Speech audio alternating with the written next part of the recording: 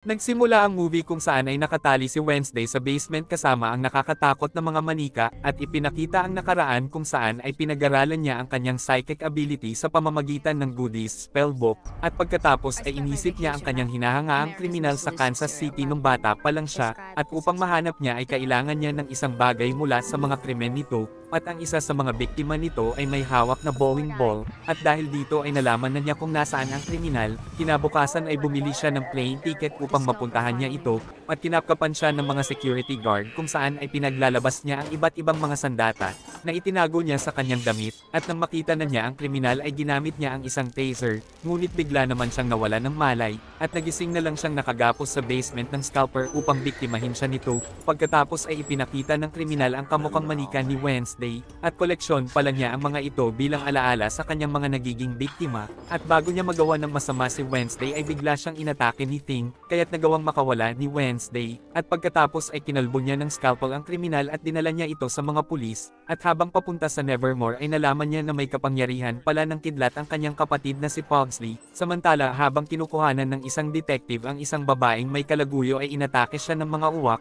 kaya't agad niyang itinawag sa kanyang cellphone ang kanyang nalaman, at sinabi din niya kung nasaan ang ebidensya kung di siya makakaligtas. At pagkatapos ay pinatay na siya ng mga uwak, samantala ay nakarating na sila Wednesday sa Nevermore, at nakilala nila doon ang bagong principal na si Barry Dort.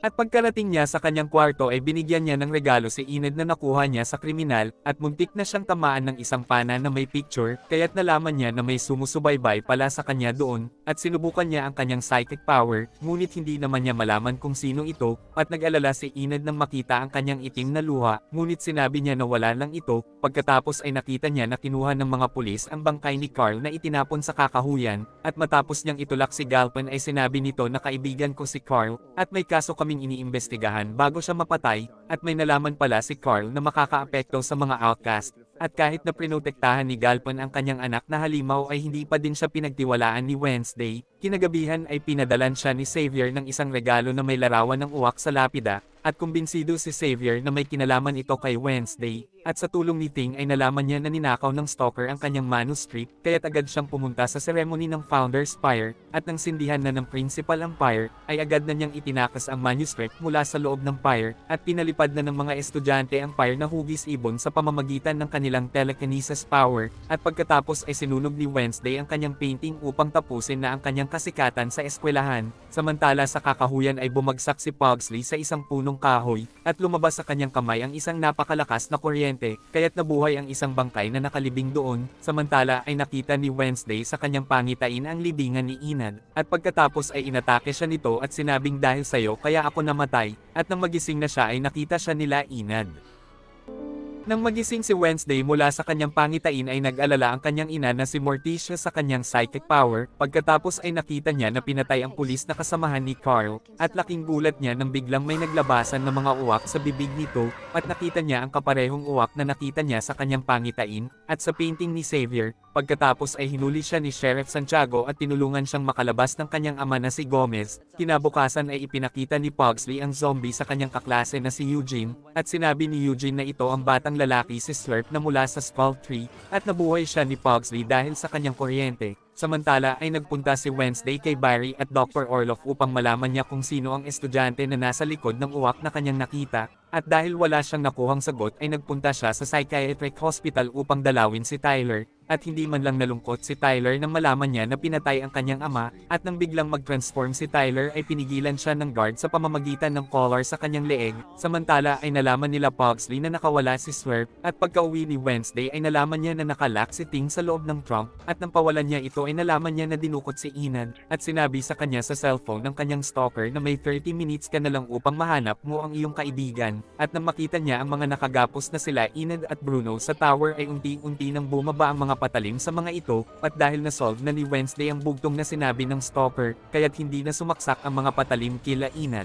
at pagkatapos ay biglang lumabas na ang kanyang stalker na si Agnes na may invisibility power. At pinagsuspechahan niya na maaaring may kinalaman si Agnes sa pagpatay kay Galpin, ngunit sinabi ni Agnes na wala akong kinalaman dyan, dahil ang gusto ko lang ay ang makipagkaibigan sa'yo. Samantala sa gitna ng gabi habang umuulan sa kagubatan ng Nevermore, ay nakasagasa si Dave ng isang taong tumatawid sa daan, at nang tingnan ay nakita niya na nawala na ang taong iyon, at paglingon niya ay bigla siyang inatake at kinain ng zombie na si Swerve.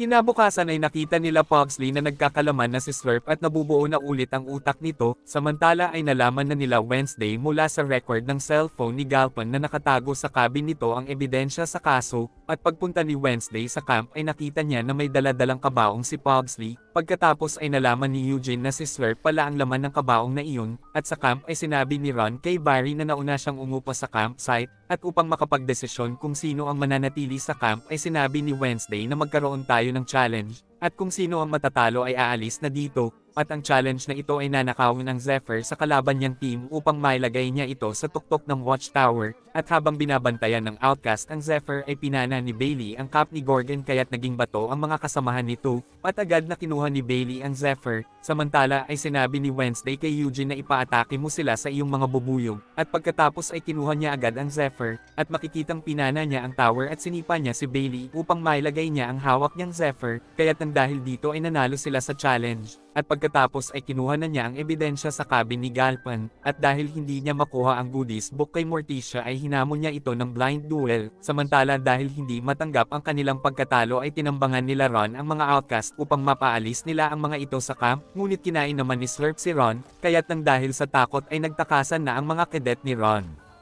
At nang makita nila Pugsley na kinain ni Slurp ang utak ni Ron ay hinanap nila ito sa gubat, at habang naliligo si Gomez ay bigla siyang inatake ni Slurp, at pagdating ni Pugsley ay kinuryente niya si Slurp, at pagkatapos ng matinding paglalaban ay nagawang mabasag ni Morticia ang kristal na puso ni Wednesday, kaya't malungkot na tinanggal ni Wednesday ang kanyang blindfold, at pagkatapos ay pinatamaan niya ng kanyang espada si Slurp upang mailigtas niya si Morticia, at sa camp ay kinuha na ng mga pulis si Slurp. Kinabukasan ay dumating si Thornhill sa psychiatric hospital, at dahil ayaw niyang sabihin kay Fairburn kung ano ang ginawa niya kay Tyler ay pinakulong na siya nito sa guard, at dahil sa galit sa kanya ay inatake siya ng naging halimaw na si Tyler sa kulungan, ngunit masaya naman si Thornhill dahil nakita siya nito, samantala ay kinausap ni Hester ang kanyang apo na si Wednesday, at pagkatapos ay biglang dinagat ng isang uwak ang obituaries, at nang habulin ay nakita ni Wednesday ang isang aviary na nakasakay sa isang motor, at dahil hindi na niya malutas ang kaso ng mag-isa, kaya't humingi na siya ng tulong sa kanyang tito Fester, at sa Nevermore ay inatake ng mga uwak ang mga estudyante, kaya't tinulungan sila ni Barry, pagkatapos ay nadagat ng isang uwak si Ting, at bumagsak si Ting nang patamaan ni Barry ng kanyang apoy ang uwak, at salamat na lang dahil nagawang masalo sa ibaba ni Enid si Ting, pagkatapos ay pinagsuspetsahan ni Wednesday si Fairburn sa likod ng mga pag-atake, ngunit sinabi ni Fairburn na nandito lang ako upang makausap si Teacher Isidora, at nang malaman nito na pasyente niya ang tito ni Wednesday ay pinakulong niya ito kung nasaan si Slurp.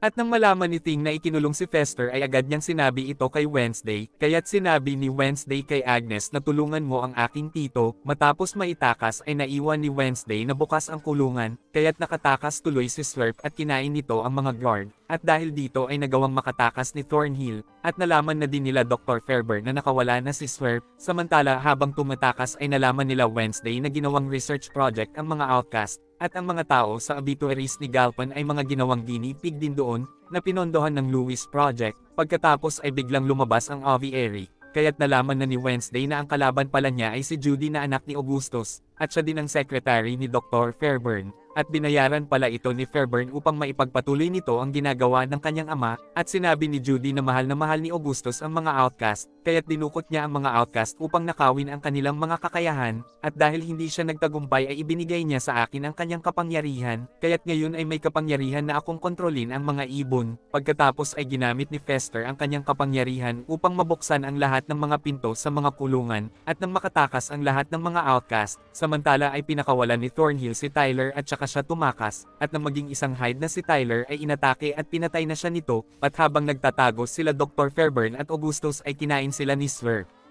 Samantala nang papalabas na si Wednesday ay nakasalubong niya ang hide na si Tyler, at makikitang biglang humagis palabas ng bintana si Wednesday, at pagkatapos ay nagdatingan na din ang mga pulis, at agad nang tumakas si Tyler dahil alam niya na di niya kakayanin ang mga armadong mga pulis, at pagkatapos ay isinugod na sa ospital si Wednesday. At dito na po nagtatapos ang Wednesday Season 2, mag-subscribe ka na po Lods para sa magagandang mga movie na katulad nito. Maraming salamat po sa iyong panunood at pagsuporta, ingat po palagi Lods, God bless.